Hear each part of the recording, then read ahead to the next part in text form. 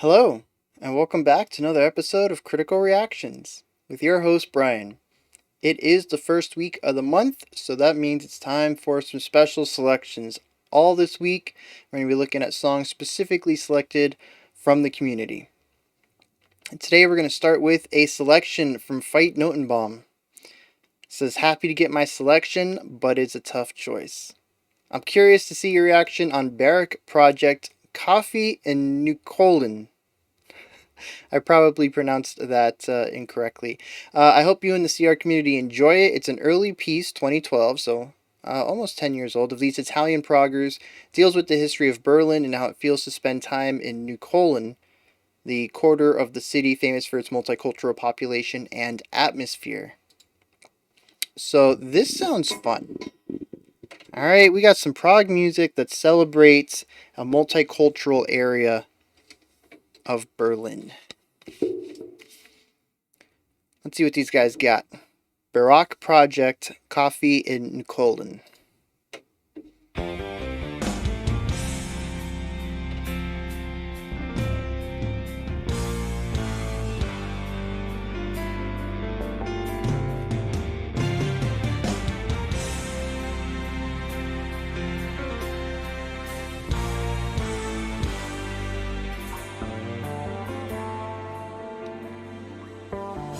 Yeah, really nice bass tone there. A little bit interesting, but let me rest a little longer.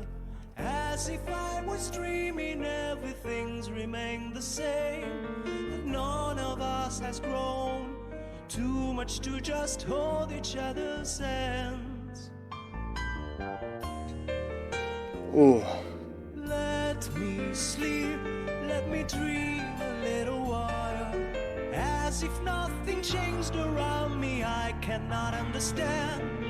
I felt overcome by my own days as it Beautiful was counterpoint alone. in that bass line. The piano's just got this gorgeous melody under the vocals. Give me answers. Don't tell me that out there is better than here. Almost has a nice Broadway feel to it.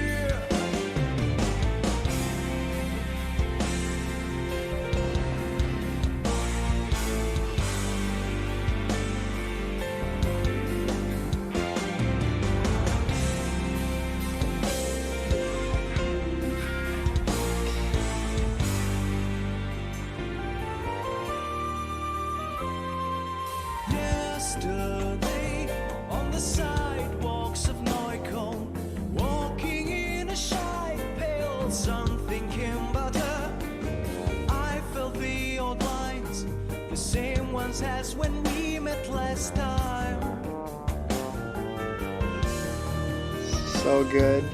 How are you? How's the other side? I would have loved to walk together in this cold breeze. Over here. The way that all these instruments kind of get segmented into space is just, this is a masterclass.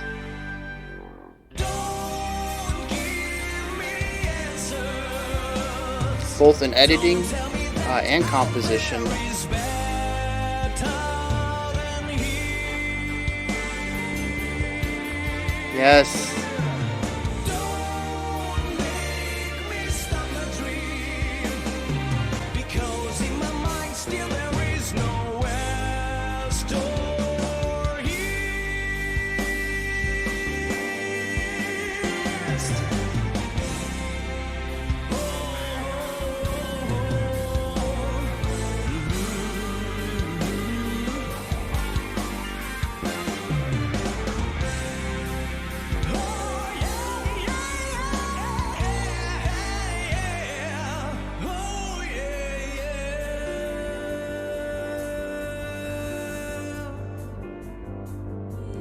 The three pulls just don't, I've been so focused on the composition, how everything's working together. Yeah, we got a nice 6/8 feel going on.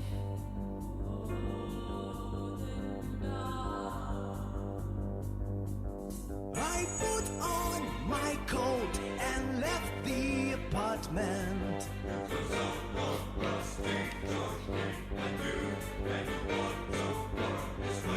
Yeah, we got some cool texture blending there.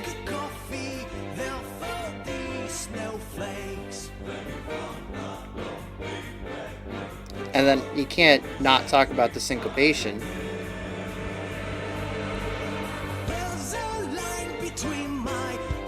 Yeah, it keeps shifting between on the beat and off the beat.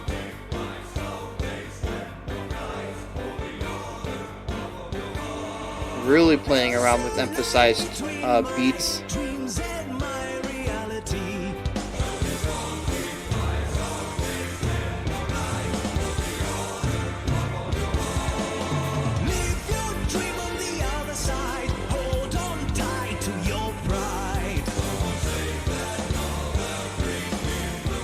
Dude, do not discount this drummer.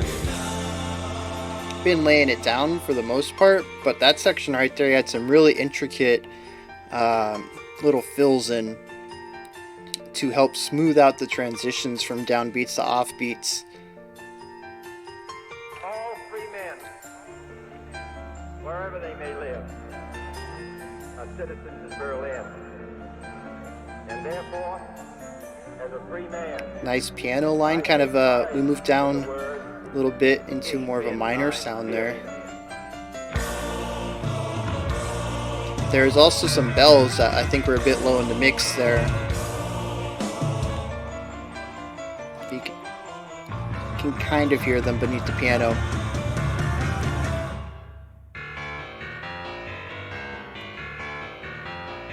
Yeah. Take that same idea, transpose it into a little bit of more menacing of a chordal mode. Give it a wider tone, and you get this like really angry section, menacing. Even though it is very similar to what just came before it.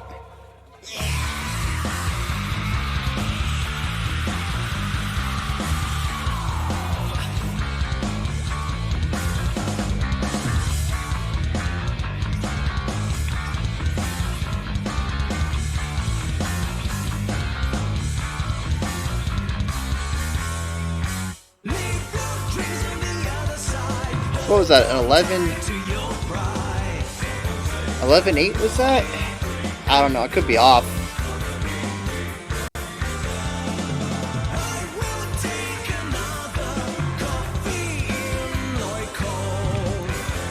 Neukölln. I was pronouncing that wrong. So that section really takes on a different characteristic after the heaviness right before it. You can, well, at least I felt a lot more of the darker undertones there than before, where it seemed mostly upbeat, uplifting a bit.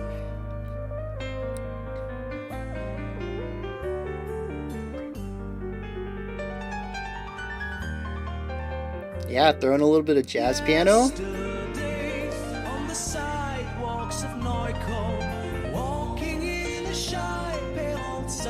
Thinking of her, no one has grown enough to hold each other's hands.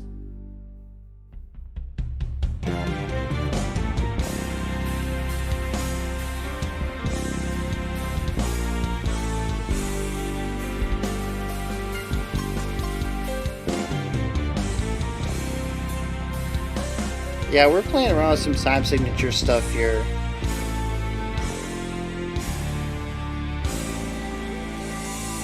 Nice ritardando. Are we moving into an outro?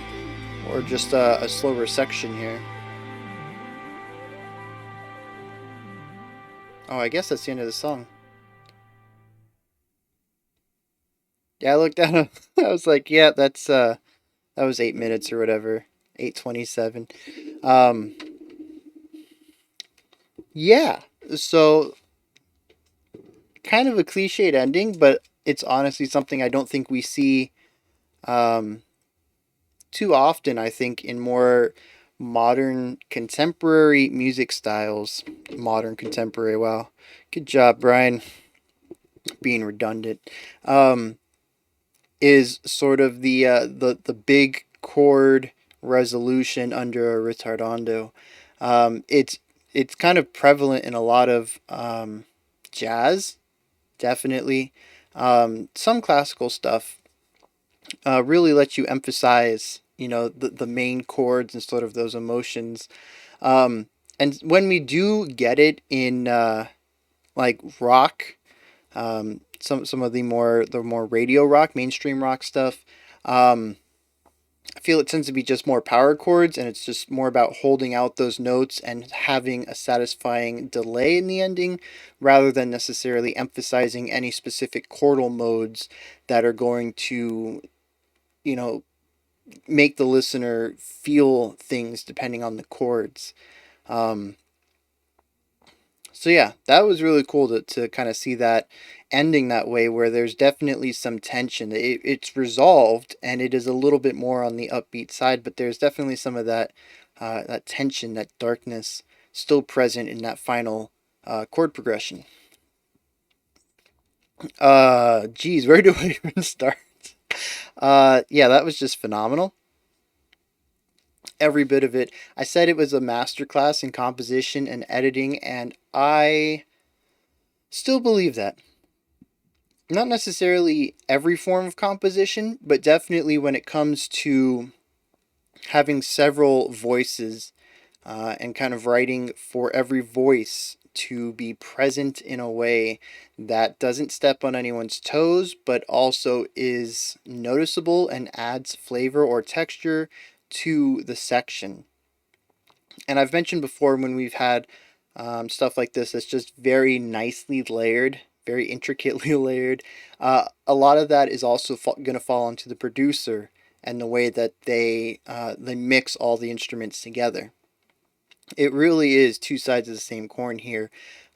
You have to compose these instruments in a way that doesn't step on anyone's toes, and then you need to mix them well so nothing gets muddy in that process. And both this song just came together on both sides there. Um, there are so many really nice sections where it's almost like a trade off. You'll get a couple, like I noticed a lot during the beginning.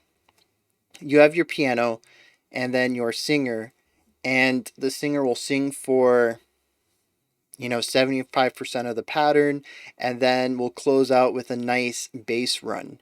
And maybe the bass does play a couple notes underneath the vocalist, but the vocalist comes down so the bassist has time to shine, and then they kind of do this flip flop. And we see that idea of creating space for other instruments a lot in this song, even if it's just a couple of beats.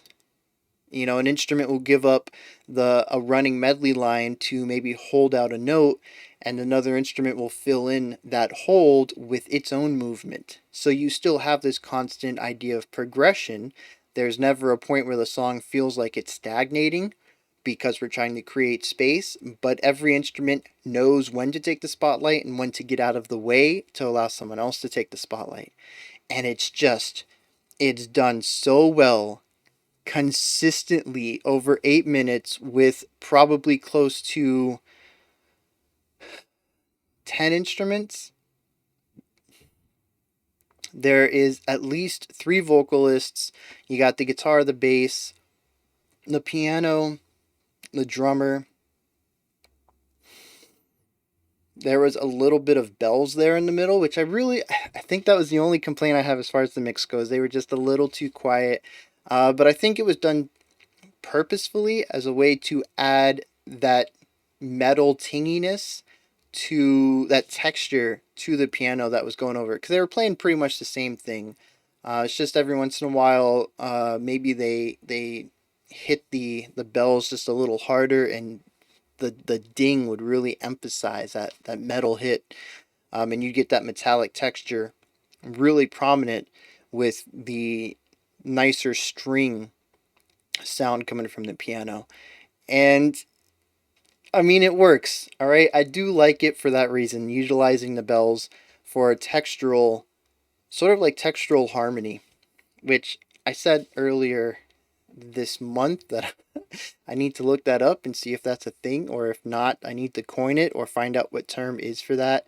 But yeah, when you're using textures harmoniously, in the same way that you would write musical harmonies, where it's more about the relationships between the sounds, um,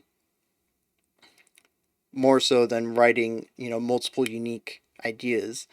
But yeah, so I guess I do enjoy that part a little, but I love bells, okay? Xylophones, marimbas, they're all beautiful instruments, and we do hear them in a lot of prog, fortunately. I do wish we could hear more bells in doing this channel, but uh, that just doesn't happen, I suppose. But I do love my bells, and when they pop up, I do like them to have a bit more prominence just because it's a tone I like. So, yes, I suppose from a compositional standpoint, um, and even an engineer standpoint, they did a good job muting it. If the intent was for textural harmony, but as a listener, I could have used a few more dBs on them, easy. Um, the song actually, this is something that I've slowly come to understand, is that prog means a lot of things. Um, to a lot of different people, to a lot of different eras. And usually when I hear prog, I'm thinking of a lot of different ideas. And there's definitely an extreme end to this. We're talking like the Between the Buried and Me's, and even Dream Theater's Octavarium. I don't know if that was an outlier for them, but that had a ton of ideas in it. Um, but then there's also this other side of prog that's more about the experimentation of sound. And I think this is where this kind of leans more towards. Um, and it's just something that I need to adjust mentally. I went into this thinking, 2012, prog, we're going to hear a lot of transitions. And we actually didn't. The song has a very strong core identity to it, other than the middle rage section where we brought in a distorted guitar and the singer did a scream. But I don't think that that was necessarily intended to just be there to be there. It wasn't like, hey, we need to change it up here. I think it did a very good job of recontextualizing the sections that came back, right? We went back into what I think would be a chorus, and I think we brought back like a final verse after that. And it did a really good job of recontextualizing. Up until that point, I felt the song was rather upbeat. I could be misled by not really checking into the lyrics too often, but the song did feel fairly positive to me. And as soon as that kicked in, I was like, okay, we got some pent up rage, we got some underlying darkness, we have some menacingness that I mentioned. Oh, let me talk about that. So right before that, we had the piano and the xylophone, and they were playing this nice run. And then a bar after that, well, the next section, we have that same exact run transposed into a chordal mode with a little bit more tension to it. I personally say that it felt menacing. Um, and it was also moved from the nice brightness, well, the brightness and the warmth. I mentioned that they had textural harmonies there. You got the warmth of the piano with the brightness of your metal bells, and it has, that bright upliftingness to it. And we moved that. Oh, I think we also did like an octave change too. So we brought it down. We made the sound darker and heavier with the guitar tone, and then we also gave it a darker uh, chordal quality. And all of that took an idea that I was fairly familiar with and turned it on its head. And then they used that to segue into a section that recontextualized the rest of the song, which was honestly just the first part of the song, done a second time. We repeated it, maybe with some new ideas. For the most part, it was the same sections. And it completely changed the way I saw the song. There was certainly not a darkness, just uh, I don't think I have the vocabulary to put this in the words. So I guess we're just gonna stick with darkness. Yeah, there's a dark undertone to the whole thing that I was missing, honestly. I was caught up with the nice beauty in it.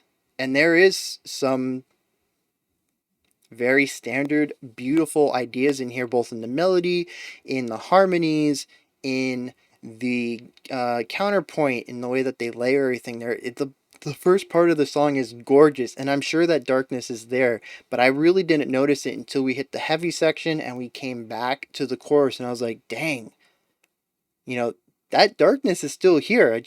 I didn't hear it. It was drowned out by all the beauty that was sitting above it. And I don't know if maybe that's just what I've personally picked up. The biases I've injected into the song, um, and maybe I'm the only one who sees that sort of connection. Maybe it's intentional. Maybe it's exactly what they wanted. They show you, whatever part of the song, and then they bring in this darkness, and then they play at the beginning again, but now you have the context. You're like, oh, maybe I should be listening a little bit for some of this heaviness, especially since it's abrupt. It's not like we get a nice transition back into the beginning part of the song. It sort of just goes right, it sweeps in, it goes from the heaviness and sweeps right back to the chorus, and there isn't really a moment to have a palate cleanser. You're left forced to listen to the chorus again in the mental state of, the scream and the heavy distorted guitar and the heavier drums. And you're in that mental state forced back into the chorus. And I think it's purposely done to have you reevaluate what's going on. And yeah, there's just so much good writing going on in here. Um, Vocal harmonies, though, that's one of the things that really stood out to me. They're done so well. I do wish that the harmonies themselves and sort of the column. I think there was a column response section. I'm trying to. Maybe not. Maybe it was just harmonies. I could have sworn. Yeah, I don't. I'm second guessing myself now. I thought for a second that there was a section where the vocalist sang, and then the harmonized voices did like a response. But I think the full thing was like layered harmonies. But yeah, they were gorgeous, and just everything in this song was just done so masterfully. I really need to give it a second go. Um, in the mindset of really honing in on the way that counterpoint works and the way the layering is done, rather than, because when I do a reaction, I have to take in the whole song in a single listen, and that usually means finding common ideas and really honing in on them and seeing how they relate to everything else. I usually don't have any talking points until we're about 30% into the song. Usually, once I've listened to two sections and I can kind of see what some of the main ideas are in the song, and by the first time we finished the verse, I mean, the first chorus we finished, I had already kind of started to hit on these notes, uh, the layering and the mixing, and how they compose everything to kind of fit together with each other, and work counterpoint in there, and dodging out for moments to allow other instruments to have the spotlight for a second. I noticed that those were strong components to the composition, and that's what I really began to hone in on. But that's like that was already 3.5 minutes into the song is when I finally started to compose my ideas about what I wanted to talk about. And I can't wait to give this a second try and come into it knowing what's going on and really picking up some of the finer details, especially as they relate to the layering and having so many voices composed so well. So yeah, that's my big takeaway on this one. I am probably going to have to keep an eye on these guys and see what else is up. This is not typically the type of music I would listen to casually. It's yeah, it just isn't what I would casually listen to. But it is something I greatly appreciate, both from a composer's angle and from just a raw analysis angle, because there is so much going on and it is just done so well. I honestly don't think I could find a flaw in this song. These guys just they knocked it out of the park, and that's why I want to check out more of them. It's not necessarily something I would listen to on a daily basis, but it is something that I think I need to explore more, even if it's just once, even if I just check out one album once. I think I need that to sort of satisfy, uh, sort of my wonder. What else can these guys do? This one's just done so well. Is this the outlier, or are these guys just master composers all of the time? So yeah, that's where I'm sitting on Barock Project. Those are my thoughts, though. That's where you guys come in. Hit me up in the comments. Let me know if you enjoyed this, if you didn't, if you enjoyed any of the aspects particularly, if you thought I was on the nose, or maybe I'm just way off. Let me know in the comments. There's also a description box above that for some links adjacent to the channel. If you have any requests, you can check out the request spreadsheet, punch them in. It's open to the public. Anyone can add requests to it. There's also links to the Patreon and a Discord if you're interested in either of those. And a like, subscribe, and a bell button if you want to help out the channel. Alright, I'll be back tomorrow with more of the special selection stuff. That'll be at 5 p.m. Eastern Standard Time, 10 p.m. UTC. Until next time, you guys keep being awesome out there. Have a fantastic morning, afternoon, or evening whenever you choose to watch my videos.